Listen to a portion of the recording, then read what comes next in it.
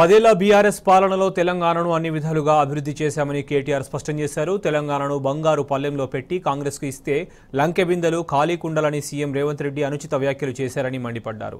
ఎన్నో పోరాటాలు చేసి తెలంగాణను సాధించిన కేసీఆర్పై రేవంత్ రెడ్డి అనుచిత వ్యాఖ్యలు మానుకోవాలన్నారు. లేకుంటే తగిన బుద్ధి చెబుతామని కేటీఆర్ హెచ్చరించారు. నాటికి బ్రహ్మాండంగా భారతదేశంలోనే తలసరి ఆదాయం విషయంలో నంబర్ 1 రాష్ట్రంగా తెలంగాణను తీర్చిదిద్ది మరి వీళ్ళ చేతుల్లో బంగారు పల్లెంలో పెట్టి మనం ఆనాడు దిగిపోయినాం. కానీ ముఖ్యమంత్రి గారు ఏం మాట్లాడుతున్నారో మీరు గమనిస్తూ ఉన్నారు. ఏమంటున్నారు ఆయన? మొన్న సెక్రటేరియట్కి పోయి మేము ఇక్కడ లంకె బిందెలు ఉంటాయనుకొని వచ్చినాం, లంకె బిందెలు లేవు, ఖాళీ కుండలే కనబడుతున్నాయి అంటున్నాడు. ఒక ముఖ్యమంత్రి మాట్లాడవలసిన మాటనేనా లంకె బిందెలని ఖాళీ కుండలని? ఆలోచించండి.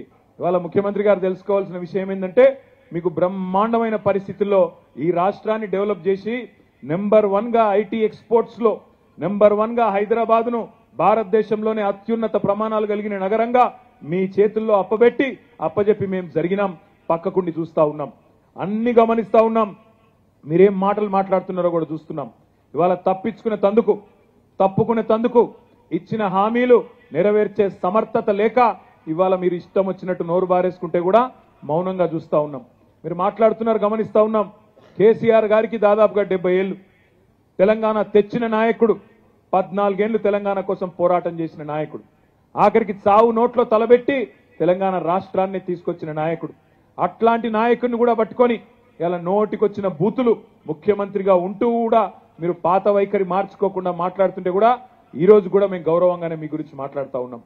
కానీ ఇదే వైఖరి కొనసాగితే రేవంత్ రెడ్డి గారు మాకు కూడా భాష వస్తుంది, మాకు కూడా నోరుంది, మాకు కూడా ఎట్లా ప్రయోగించాలనో ఎట్లా విమర్శలు చేయాలనో నీ భాషలో నీకు ఎట్లా సమాధానం చెప్పాలనో మాకు కూడా తెలుసు. ఓపికకు కూడా ఒక హద్దు ఉంటుంది.